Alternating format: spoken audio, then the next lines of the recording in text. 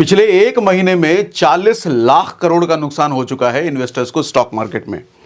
आज stock market का ये जो क्रैश हुआ है, इसका थोड़ा डिटेल एनालिसिस करते हैं। ये क्यों हुआ, ये कब तक जा सकता है, क्या क्या रीजंस हैं, थोड़ा पास्ट रिकॉर्ड के बारे में बात करेंगे। जो लोग डर रहे हैं, घबरा रहे हैं, उनको रियलिटी समझ में आएगी कि आपको घबराना चाहिए कि नहीं चाहिए, डरना चाहिए कि नहीं चाहिए। या जो लोग नए इन्वेस्टर्स हैं और पैसा डालने का सोच रहे हैं और इन्वेस्ट करने का सोच रहे हैं, उनके लिए भी सही समय कौन सा होगा, अभी है, ये थोड़ा टाइम वेट करना है। ये सारी चीज़ें आज हम समझेंगे। देखो, ऊपर मैंने लिखा है मार्केट में वाजी वाह से आ तक। वो कुछ टाइम पहले मूव का ऐड नहीं आता था, आह से आहा तक। वो लेडी पंखाओं का साफ कर रही होती थी, कमर में दर्द हो जाता है उसके बाद मूव लगाती है तो आह से आहा हो जाता है। आज शेयर मार्केट में इसका जस्ट उल्टा हो रहा है। आहा वाला जो मोमेंट चल रहा था बहुत समय से, अब आह आह आह और तेजी से आह का दर्द वो निकलता जा रहा है। खैर, इसका क्या रीज़न है, चीज़ें हम समझते हैं। देखो, हुआ क्या है, जैसे मैंने कहा कि 40 लाख करोड़ का नुकसान सिर्फ एक महीने में हुआ है, पिछले एक महीने में। 27 सितंबर से 25 अक्टूबर का ये डेट के बीच की मैं बात कर रहा हूँ। अभी अगर आप देखो, एक महीने में सेंसेक्स गिरा है 6500 पॉइंट, निफ्टी गिरा है 2100 पॉइंट, सिर्फ एक महीने की बात कर रहा हूँ। अच्छा, और अगर सेक्टर वाइज अगर आप देखोगे, बैंक निफ्टी के अलावा मिड कैप 100 देखोगे 9% गिरा है, स्मॉल कैप 100 8%, ऑटो इंडेक्स आप देखोगे 14% गिरा है, कैपिटल गुड्स देखोगे 13% गिरा है, एफएमसीजी भी 11% गिरा है, फिनेंस हो, आईटी हो, फार्मा हो, मेटल हो, सब के सब गिरे हैं पिछले एक महीने में। आते हैं इसके एनालिसिस पर डिटेल में। देखो, मोटा मोटी एक चीज़ पहले ये समझो कि मंदी का खौफ और नुकसान ये कितना जायज़ है। मार्केट में ना करेक्शन एक नॉर्मल चीज़ है, आता रहता है, समय समय पे आता रहता है। करेक्शन मतलब डाउन होना, गिरना। लेकिन रिटेल इन्वेस्टर्स और एचएनआई जो होते हैं, इसका नुकसान उनको सबसे ज़्यादा होता है। जो बड़े बड़े इंस्टीट्यूशनल्स हैं उनको उतना ज़्यादा फर्क नहीं पड़ता, लेकिन इनको ज़्यादा फर्क पड़ता है क्योंकि इनका कैपिटल कंपैरेटिवली कम होता है। अच्छा, छोटे निवेशक का ज़्यादा इनको नुकसान देखने को मिलता है। अच्छा, एक चीज़ समझना, 4 जून 2024 में मार्केट 6% गिरा था। इलेक्शन वाले दिन की बात कर रहा हूं। उस टाइम पे इन्वेस्टर्स को 31 लाख करोड़ का नुकसान हुआ था। और ऐसा ही एक डेटा 23 मार्च 2020 कोविड के टाइम पे, उस वक्त निफ्टी 13% गिरा था, लेकिन उस वक्त का जो नुकसान था 14 लाख करोड़ लोगों ने गंवाए थे। अब यहां पे आप एक चीज पूछ सकते हो कि 31 लाख करोड़ का नुकसान हुआ था सिर्फ 6% गिरने पर, और मतलब अभी की बात कर रहा हूं, ये अभी हुआ है। और कोविड के टाइम पे 13% गिर गया था एक दिन में, और सिर्फ 14 लाख करोड़ का नुकसान हुआ था। ये कैसे भैया? सर, उस टाइम पे कैपिटल भी इन्वेस्टेड तो स्टॉक मार्केट में कम थे ना, वैल्यूएशन भी मार्केट का कम था ना, और अभी ज़्यादा हुआ है, इसीलिए गिरा सिर्फ 6% है, लेकिन नुकसान 31 लाख करोड़ चला गया है। और पिछले एक महीने में तो 41 लाख करोड़, जैसा मैंने बताया अभी। और अब सवाल उठता है, ये मंदी आगे भी जारी रहेगी कि नहीं रहेगी, उस पर भी बात करते हैं। अच्छा, एक चीज़ समझना कि ये इस साल का सबसे बड़ा फॉल है, सबसे ज़्यादा बड़ा गिरावट है। इस टाइम पे अगर आप मिड कैप स्मॉल कैप को देखोगे तो लगभग 50% तक नीचे गिर गए हैं। अभी ये निफ्टी डिफेंस इंडेक्स, जो कि एक सुपरस्टार इंडेक्स काफ़ी समय से बना हुआ था, हमेशा ग्रोथ की तरफ हाई पे हाई बनाया जा रहा है भैया, वो भी गिरे हुए हैं 25% तक। इस समय माहौल इतना ज़्यादा खराब हो चुका है। सवाल उठता है, अब क्या कारण है भैया इतनी बड़ी गिरावट का? कोविड के बाद इतनी बड़ी गिरावट जो आई है, इसका कारण क्या है? कई कारण है, कि एक नहीं है, मल्टीपल कारण है। सारे डिटेल में एकदम समझाता हूँ आपको। पहली चीज तो देखो, एफआईआई सेलिंग है। एफआईआई क्या होता है? फॉरेन इंस्टीट्यूशनल इन्वेस्टर्स, जो बाहर के विदेशी बड़े बड़े इन्वेस्टर्स होते हैं, बड़ी बड़ी कंपनियां विदेशियां होती हैं, वो हमारे भारतीय स्टॉक मार्केट में अच्छा खासा फंड स्टॉक इन्वेस्ट करके रखती है। कितना है ये फंड? है लगभग, मैंने लिख रखा है, देखो, इंडिया का जो स्टॉक मार्केट का वैल्यूएशन है, मतलब कितना पैसा स्टॉक मार्केट में होता है, वो लगभग 550 लाख करोड़ लगभग है। उसमें से 18% एफआईआई का पैसा यहां पे लगा हुआ है। यानी कि मोटा मोटी अगर आप देखो तो 100 लाख करोड़ विदेशी इन्वेस्टर्स का पैसा भारतीय स्टॉक मार्केट में लगा हुआ है। और पिछले एक महीने में इन्होंने 1 लाख करोड़ बेचे हैं, यानी कि निकाले हैं, पिछले सिर्फ एक महीने में। और ये बिकवाली पिछले एक साल से चल रही है।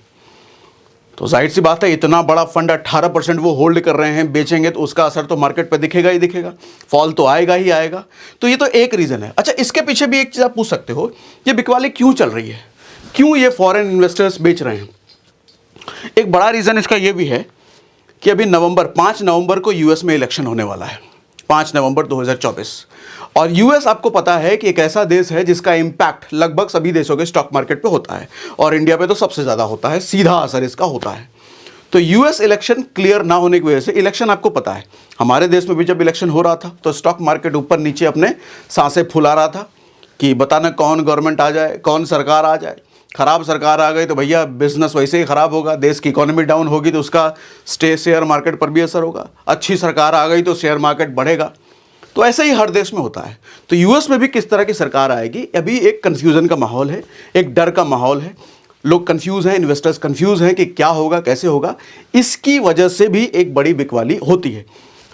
दूसरा, इससे भी ज़्यादा इंपॉर्टेंट रीज़न ये है कि हर इन्वेस्टर्स को प्रॉफिट बुकिंग का अपना एक मौका चाहिए होता है। इन्वेस्ट क्यों करता है आदमी? प्रॉफिट बुक करने के लिए ना। तो ये समय प्रॉफिट बुकिंग का भी होता है। एफआई इस समय प्रॉफिट बुक कर रही है। क्यों प्रॉफिट बुक कर रही है, कैसे बुक कर रही है? सर देखो, इंडियन स्टॉक मार्केट अपने हवाई जहाज के रॉकेट पे आगे बढ़े जा रहा था। तो आदमी प्रॉफिट बुक कब करता है? जब स्टॉक उसका ऊपर बढ़ रहा है, उसको फायदा मिल रहा है, उसको प्रॉफिट मिल रहा है, तो वो पैसा निकालता है। लेकिन दिक्कत यह है कि ये इतना बड़ा पैसा है उनका, उनके निकालते ही मार्केट डिप डाउन हो जाता है। ठीक है, तो प्रॉफिट बुक करना हर किसी का हक है भैया, वो भी प्रॉफिट बुक कर रहे हैं। तो लेकिन वो जब प्रॉफिट बुक करेंगे, वो जब पैसा निकालेंगे, वो जब बेचेंगे, तो हमारा स्टॉक मार्केट गिरता है। ठीक, एक ये बड़ी वजह है। उसके बाद एक बड़ी वजह यह भी है कि रिजल्ट जो आया है, अक्टूबर है, ये चौथा क्वार्टर है, तो अक्टूबर के महीने में रिजल्ट आती हैं लिस्टेड कंपनियों के। अच्छा, इस महीने जो रिजल्ट आया है अक्टूबर में, खराब रिजल्ट आए हैं। अब जैसे बजाज ऑटो का देखोगे, नेस्ले जैसी बड़ी बड़ी दिग्गज कंपनियों के रिजल्ट खराब आए हैं। अब जब रिजल्ट खराब आए हैं तो इन्वेस्टर्स भैया पैसा निकालेंगे, बेचेंगे, तो इसकी वजह से मार्केट डाउन होता है। आप देखोगे RIL, Kotak Mahindra bank, Tata consumer जैसी बड़ी बड़ी कंपनियां का भी रिजल्ट खराब आया, तो इसका असर तो होगा मार्केट पर। यह बड़ी वजह है गिरने की। अच्छा, इसके अलावा और क्या है सर? वैल्यूएशन इन मार्केट काफी दिनों से क्या चल रहा था, स्मॉल कैप और मिड कैप के जो शेयर थे वो अपने पीक पर थे। वो इतने पीक पर थे, कई सारे 100 के PE तक चले गए थे। तो मार्केट में जो इन्वेस्टर्स, समझदार इन्वेस्टर्स या एक्सपर्ट आप कहो, वो पहले ही समझ रहे थे, और न्यूज़ में कई बार आपने सुना भी होगा कि इनका अब करेक्शन आने का समय आ गया है, क्योंकि ये अपने पीक पर जा चुके हैं भैया। तो करेक्शन आएगा, और करेक्शन आया भी, लेकिन करेक्शन कुछ ज़्यादा बड़ा आया है भैया। 50% तक ये स्मॉल कैप्स गिर गए हैं। और जब करेक्शन इतना बड़ा है तो म्यूचुअल फंड के फंड मैनेजर्स भी अभी थोड़ा नज़रअंदाज कर रहे हैं वहाँ पर इन्वेस्ट करने से। तो इस वजह से एक बड़ा वजह ये भी है। अब सवाल उठता है, अच्छा एक और चीज़ है, fear in retail and HNI investors. जब ये सारा माहौल, जब ये सब चीज़ें चल रही होती है, लगातार गिरावट चल रहा होता है, तो रिटेल इन्वेस्टर और HNI इन्वेस्टर्स ये घबराते हैं, ये डरेंगे कि अब क्या हो रहा है। और वैसे भी एक चीज़ आप समझना, कोविड के बाद, कोविड के पहले, कोविड तक शायद ये मार्च 2020 का डेटा है कि लगभग 4 करोड़ के आसपास डीमैट अकाउंट थे, और आज के समय में डीमैट अकाउंट 16 करोड़ पार कर चुका है। यानी कि 12 करोड़ जो नए डीमैट अकाउंट खुले हैं। हालांकि इसमें से कई सारे ऐसे भी हैं डुप्लीकेट डीमैट अकाउंट होंगे। डुप्लीकेट का मतलब, अब जैसे मैं हूं, मैं 4 डीमैट अकाउंट होल्ड करता हूं, ऐसे बहुत सारे लोग 4, 5, 3 डीमैट अकाउंट होल्ड करते हैं। लेकिन मोटा मोटी अगर हम कहें तो 12 करोड़ जो नए डीमैट अकाउंट खुले हैं, नए जो लोग हैं, इन्होंने मंदी अब तक नहीं देखी थी, इन्होंने गिरावट अब तक नहीं देखी थी। ये गिरावट पहली बार, इतना बड़ा गिरावट के देख रहे हैं कोविड के बाद। तो घबराना तय है भैया, तो डर लगना तय है। और जब किसी का भी पैसा नीचे की तरफ जाता हुआ दिखता है तो वो कहता है निकालो भैया, थोड़ा कम में ही है, लॉस हो रहा है, लेकिन निकालो और ना गिरना चाहिए। तो ये भी एक बड़ी वजह होती है। अब इस साल क्या हुआ था कि ये 4 जून 2024, 4 जून को जो इलेक्शन वाला टाइम था, बड़ी गिरावट तो देखने को मिली थी, लेकिन उसके कुछ टाइम बाद ही मार्केट संभल गया था, अपना फिर ऊपर की तरफ जाने लग गया। अक्टूबर महीने में 25,788 था और आज 24,180 पर क्लोज हुआ है, यानी कि एक महीने में 6.22% गिरा है। और वहीं सेंसेक्स पर भी आप देखोगे तो लगभग 6% के आसपास गिरावट सेंसेक्स में भी है। अब इससे ये भी हो रहा है कि ये एक ट्रेंड हमारे को दिख रहा है डाउन ट्रेंड की तरफ। लगातार जो ये गिरावट बन रही है, आप अगर प्राइस एक्शन देखोगे आपको थोड़ा सा डाउन ट्रेंड यहां पर बनता हुआ दिखेगा। और इस डाउन ट्रेंड की वजह से, जब डाउन ट्रेंड बन गया तो ये डाउन ट्रेंड कब तक चलेगा ये पता नहीं। ये पता करने के लिए आप प्राइस एक्शन का सहारा ले सकते हो, ऑप्शन चेन देख सकते हो, मूविंग एवरेज देख सकते हो। जो मेरी एनालिसिस कहती है कि 24,000 एक स्ट्रॉन्ग सपोर्ट एरिया है, मतलब 24,000 को जब टच करेगा मार्केट तो वहां से थोड़ा ऊपर आने का फिर से उम्मीद है। और अगर आप प्राइस एक्शन को छोड़ दो, आप मूविंग एक्शन को छोड़ दो, आप ऑप्शन चेन को छोड़ दो, तो वैसे अगर आप साइकोलॉजी समझोगे तो ये नवंबर में इलेक्शन होगा, तो नवंबर में इलेक्शन के बाद रियलिटी आएगी सामने, उसके बाद फरवरी में हमारे देश का बजट आने वाला है। तो मुझे ये लग रहा है कि ये नवंबर से लेकर फरवरी तक ये थोड़ा झूला झूला वाला टाइम चलेगा, ऊपर नीचे। हो सकता है कि यूएस इलेक्शन अगर सही रहा, सब कुछ अच्छा हुआ, तो नवंबर से लेकर के फरवरी तक हो सकता है एक रैली देखने को फिर से मिले, लेकिन फरवरी में फिर से आपको डामाडोल सिचुएशन देखने को मिल सकता है बिकॉज ऑफ बजट। ठीक है, तो मेरे हिसाब से ऐसा मुझे लगता है कि अभी से लेकर के फरवरी तक थोड़ा सिचुएशन क्रिटिकल है। ठीक, अभी क्या करना है अभी लास्ट में बताऊंगा, आगे वो उस पर भी आते हैं, मुझे क्या लगता है वो भी हम शेयर करते हैं अभी। उसके अलावा एक और बड़ा रीजन यूएस इलेक्शन जो मैंने अभी बात करा। ठीक है, अब करना क्या है, ठीक है रीजन समझ में आ गया, ये चीजें हैं, लेकिन हम करें क्या आप ये तो बताओ। तो सर करना यह है कि करेक्शन किसी भी मार्केट में नॉर्मल होता है, किसी भी देश के स्टॉक मार्केट में करेक्शन एक नॉर्मल इवेंट है। जब भी स्टॉक या इंडेक्स ओवर वैल्यूड हो जाते हैं तो अपने आप को करेक्ट करते हैं, मतलब नीचे आते ही आते हैं, तो ये नॉर्मल चीज है, इससे ज्यादा डरने की जरूरत है नहीं। हालांकि इंडियन स्टॉक मार्केट का हाल ये है कि कई सारे एक्सपर्ट्स ये भी बता रहे थे कि अभी चूंकि ओवर वैल्यूड है, बहुत ज़्यादा पीक पर है, तो 10 से 15% करेक्शन आने की उम्मीद है, लेकिन ये 10 से 15% करेक्शन एक झटके में नहीं आता है, अभी भी 10% के करेक्शन तक हम नहीं पहुंचे हैं।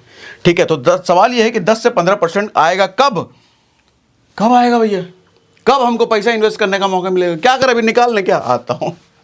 देखो पिछले 16 साल में ना निफ्टी ने 50 कहाँ गया, अच्छा हाँ, पिछले 16 साल में निफ्टी 50 ने करीब 19 बार करेक्शन दिए हैं, 10% तक का, 19 बार 10% तक का करेक्शन आया है पिछले 16 साल में, समझिएगा ध्यान से, बड़ा काम का चीज है ये।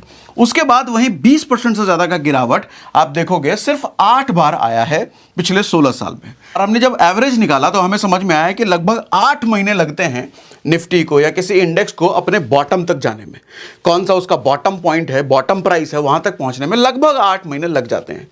लेकिन क्या इतना ही समय लगता है उसको वापस रिकवर करने में? नहीं, रिकवर तेजी से होती है। आप कोविड का टाइम देख सकते हो, उसको जितना समय अपने बॉटम तक जाने में लगा, हालांकि कोविड में बहुत जल्दी गया था, लेकिन उसका रिकवरी उससे जो वापस बढ़त आई वो बहुत तेजी में आई थी।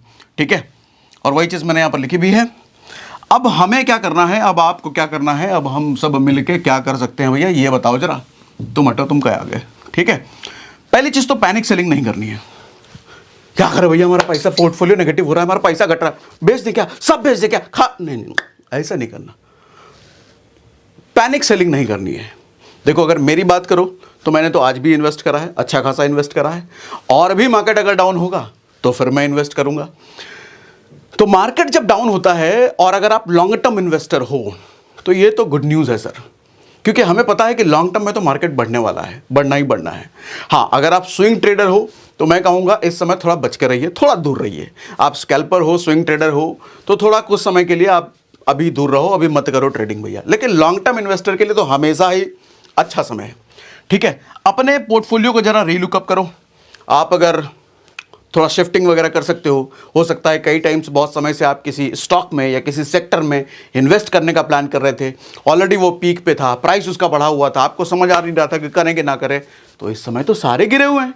आपका कोई फेवरेट सेक्टर हो, आपका कोई फेवरेट स्टॉक हो, आपका कोई फेवरेट म्यूचुअल फंड हो, ये बेस्ट टाइम हो सकता है दोबारा सोचने का, ये बेस्ट टाइम हो सकता है उसमें इन्वेस्ट करने का। ठीक है, और अभी तक जिन लोगों ने स्टॉक इन्वेस्टमेंट वगैरह SIP वगैरह शुरू नहीं करा तो मुझे लगता है ये शायद सही समय हो सकता है इन्वेस्टमेंट स्टार्ट करने का। देखो ये कभी ऐसा नहीं हो सकता कि आपको ये पता चल जाए कि सबसे लोएस्ट पॉइंट कौन सा है, वहां जाकर के चला जाए मार्केट, उसके बाद में इन्वेस्टमेंट करूंगा, ये दुनिया में कोई नहीं बता सकता।